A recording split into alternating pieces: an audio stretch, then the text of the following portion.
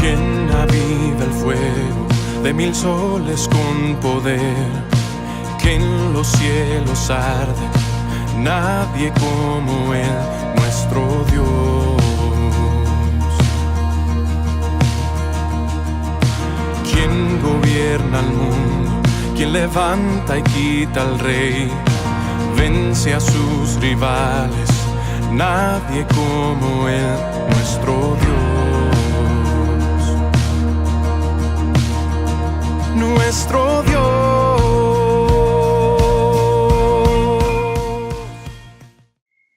Bienvenidas una vez más a Convertidas por su Palabra. Gracias por estar de nueva cuenta con nosotros. Es un gusto saludarle y saber que bueno que están con nosotras sintonizándonos para seguir en este capítulo siguiente de Isaías, este capítulo 37. En el capítulo anterior vimos, ¿verdad?, cómo Sennacherib, rey de Asiria, llega e invade, por así decir, el acueducto, la frontera, los muros de Judá para que amedrentara, ¿verdad?, al rey Ezequías. Y hoy continuamos con esta historia, ¿verdad? Hemos estado dando unos breves mensajes.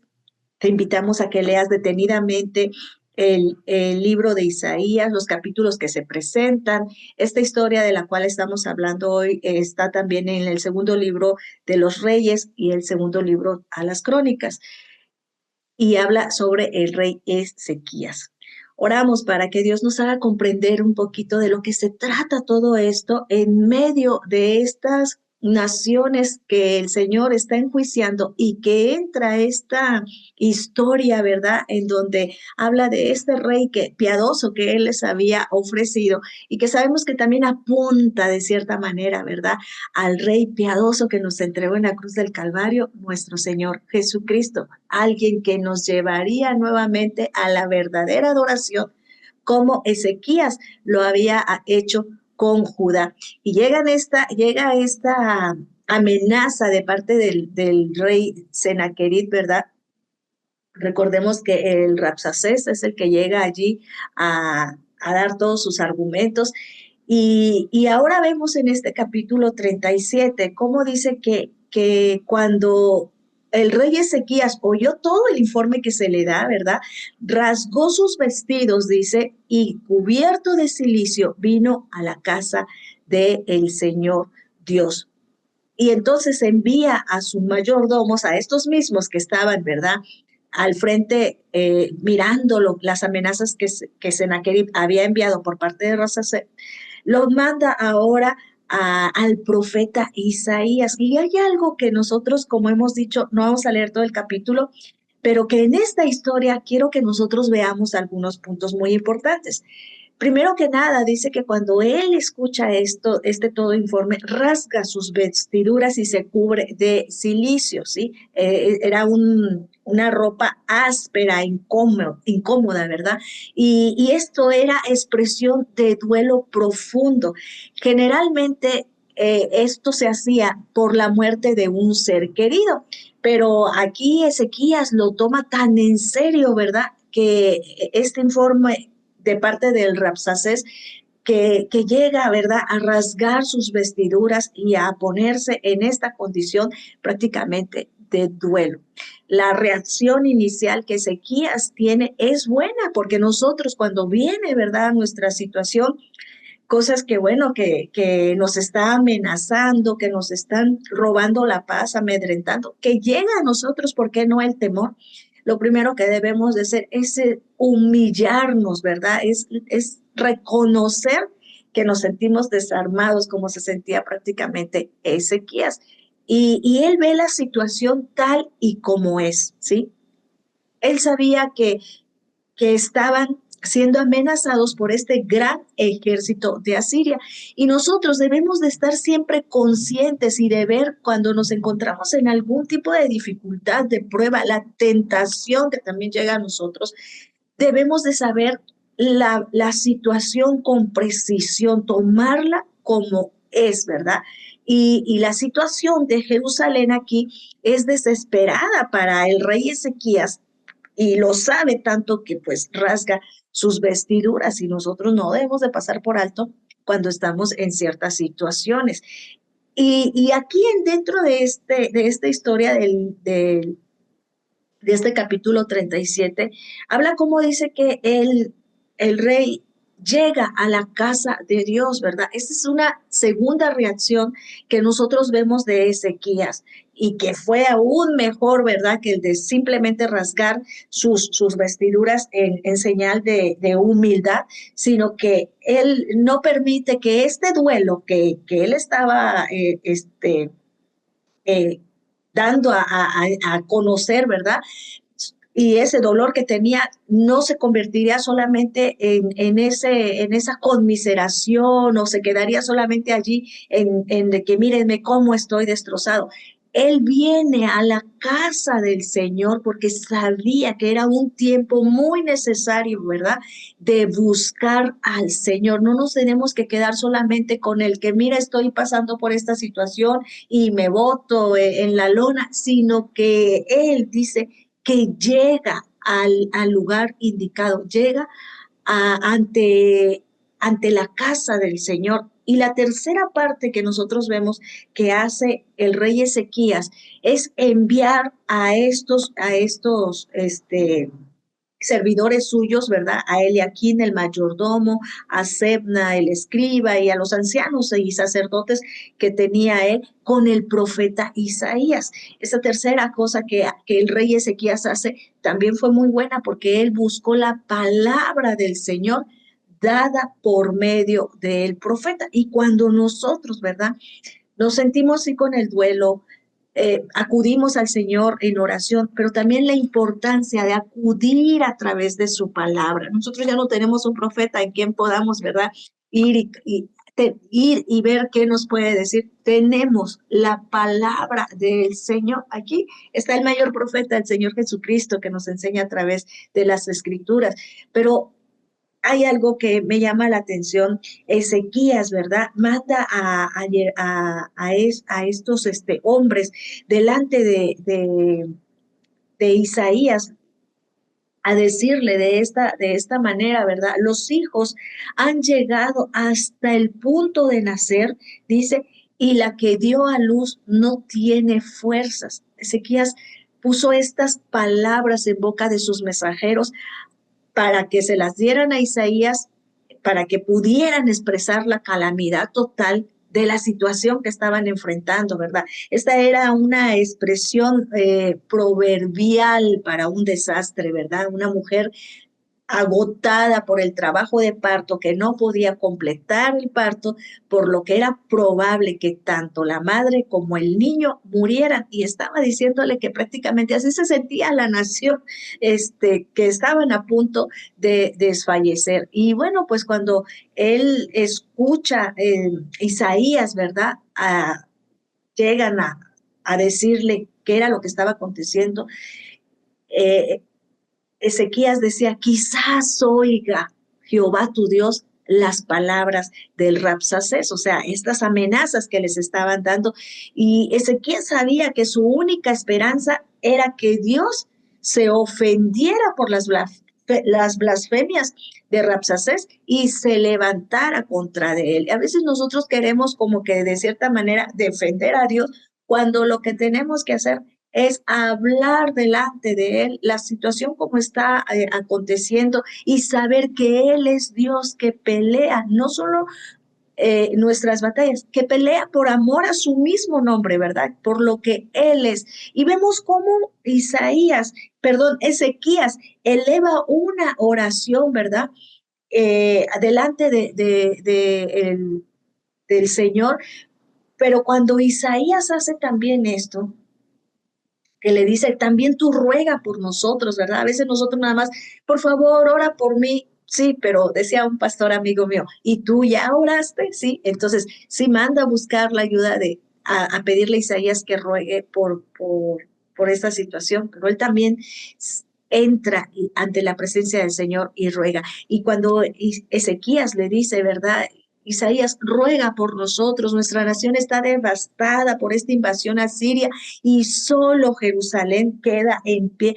ora por este remanente que aún ha quedado, porque sí, el rey de Asiria había devastado a diferentes naciones y dice, así ha dicho el Señor, ¿sí? Cuando Isaías dice, así ha dicho el Señor, Isaías sabía que hablaba como profeta de parte de Dios y sin dudarlo, habla como si hablara porque el Señor mismo del cielo les estuviese prácticamente hablando a ellos y podemos nosotros estar seguros de que Isaías no se tomaba esto a la ligera, ¿verdad? Hemos visto a través de los capítulos que hemos estado analizando cómo Isaías le hablaba al pueblo y el destino de la nación y toda su credibilidad como profeta dependían de lo que él decía. De cierta manera, ¿verdad?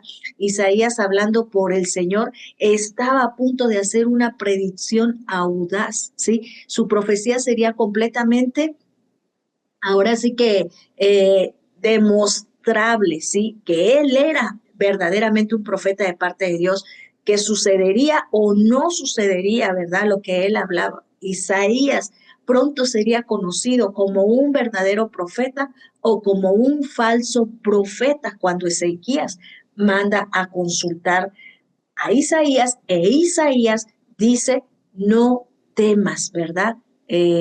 Las palabras de Rasapsés dice, no temas esas palabras. Y vemos cómo Ezequías toma las cartas de mano de los embajadores y las leyó, dice, y subió a la casa de Dios y las extendió delante del Señor. Y Ezequías hizo lo que cualquiera de nosotros pudiera llegar a hacer, ¿verdad? Delante del Señor, ¿cómo decimos, verdad? Señor, vengo y te muestro esta situación. Señor, mira, toma el control de lo que está aconteciendo, ¿verdad? Como dice Pedro en su primera carta, ahí en el capítulo 5, verso 7, ¿verdad? Echando toda vuestra ansiedad sobre Él, porque Él tiene cuidado de vosotros, ¿sí? Tiene cuidado de ustedes, tiene cuidado de nosotras, y eso hace Ezequías. Y yo quiero solamente, ya para aterrizar, dar los puntos de la oración que Ezequías hace, ¿sí? Cuando él empieza, dice en el verso 16, Jehová de los ejércitos, ¿sí? Este título para nuestro Dios significa esencialmente eso, Señor de los ejércitos. Ezequías estaba atravesando una crisis que era principalmente de naturaleza militar, ¿verdad? Por lo que tenía sentido, por así decir, dirigirse al Señor primero de acuerdo con el aspecto de la naturaleza de Dios, como lo que Él es, el Señor de los ejércitos, ¿verdad? Así como diciéndole, tú que eres el Señor de los ejércitos, envíanos tropas para apoyarnos. Y luego dice, Dios de Israel. Este título de Dios recordaba a Ezequías y también al Señor, ¿verdad? En nuestra forma humana de entender que Jehová Dios era el Dios del pacto de Israel y que no debía abandonar a su pueblo. Cuando Jesús dice, Dios, de verdad, Padre nuestro, acuérdate que eres nuestro Padre. Y luego dice aquí que moras entre los querubines. Estoy leyendo la oración de Ezequías en el capítulo 37 de Isaías, verso 16. Aquí Ezequías ve la gran majestad de Dios, ¿sí? Ciertamente, el que mora entre los querubines, ¿verdad? Nunca permitiría que las blasfemias del Rapsacés, ¿verdad? Que las blasfemias del enemigo, de cierta manera, quedaran impunes, ¿verdad? Tú que moras entre los querubines, su grandeza. Y dice, solo tú eres Dios. Dios es un título simple para nuestro Señor, pero quizás es el más poderoso si Él es Dios. Dios de todos los reinos de la tierra. ¿Habrá algo que no pueda hacer? Si Él es Dios, ¿qué está más allá de su control? Ezequías se da cuenta, ¿verdad?, del hecho más fundamental de toda la teología. Dios es Dios y nosotros no. Dios es Dios y el Rabsacés y los asirios no lo son, solamente tú eres Dios. Tú, dice, que hiciste los cielos y la tierra. Y al reconocer al Señor Dios como creador, Ezequías vio que el Señor tenía todo el poder y todos, sí, el poder de todo y de todos, y tenía todos los derechos sobre todo lo creado. Casi podemos decir, ¿verdad? Sentir cómo aumentaba la fe cómo se aumentaba la fe de Ezequías mientras oraba esto, estructurando su oración de una manera, ¿verdad?, en la que llegaba profundamente al corazón de Dios y que él afirmaba su fe en ese Dios al cual estaba orando. Inclina, oh Jehová, tu oído, dice, oye y abre, oh Jehová, tus ojos y mira. Ezequías sabía muy bien que Jehová ciertamente escuchó y vio las blasfemias de Rabsacés. Esto es una forma poética de pedirle a Dios que actúe sobre lo que ha visto y oído, asumiendo que si Dios ha visto tales cosas, ciertamente actuará. Y le dice lo que pasa. Mira, escucha todas las palabras de Sennacherib que ha venido a blasfemar.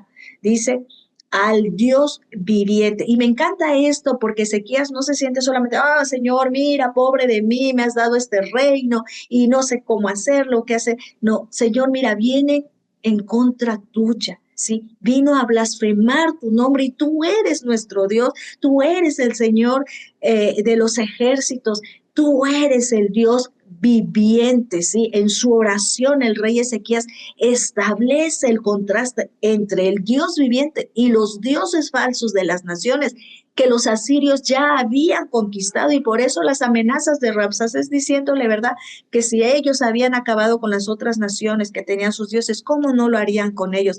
Pero esos dioses sabemos que eran falsos, dice aquí su escritura. Ellos no eran dioses, sino obra de manos de hombres, madera y piedra, ¿sí? Por eso es que no habían sido capaces de salvar los asirios, de salvarse de los asirios, ¿verdad? Pero Ezequías ora confiadamente para que el Dios viviente los salve, para que todos los reinos de la tierra conozcan que solo tú eres Dios, Dios de los ejércitos. Y en esta maravillosa historia, ¿verdad?, ¿qué nos enseña a nosotros sino a confiar verdaderamente en el Señor, pese a las amenazas que podamos estar atravesando, y sobre todo venir en humildad delante de Él, reconocer su grandeza y saber, ¿verdad?, como hemos estado mirando, que la única ayuda la tenemos en el Dios de los ejércitos.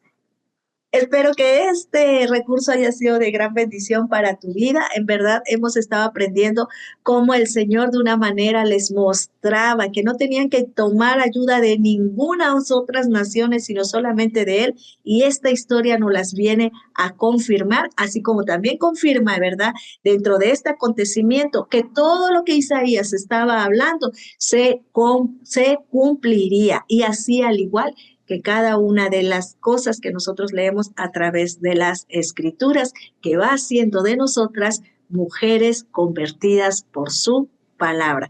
Muchas gracias por estar acá. Si te ha gustado este recurso, te invito a que le des una manita arriba, a que lo compartas, y si es la primera vez que estás con nosotros, bueno, te invitamos a que te suscribas al canal, que actives la campanita. Tenemos muchos recursos, pronto saldrá unas series maravillosas que nos ayudará a crecer aún más espiritualmente a la luz bíblica. Y mandamos corazoncitos, como siempre, a cada uno que nos visita, a cada uno que nos mira a través de la República Mexicana, de Latinoamérica y del otro lado del continente. Muchas gracias. Mandamos corazoncitos especiales para Italia y España. Dios les bendiga. Muchas gracias por estar con nosotros. Nos vemos en el próximo capítulo. Al que en el trono está, el que era y pronto vendrá, y al Cordero inmolado, gloria. Al que en el trono está, el que era y pronto vendrá, y al Cordero inmolado, gloria. Al que en el trono está, el que era y pronto vendrá,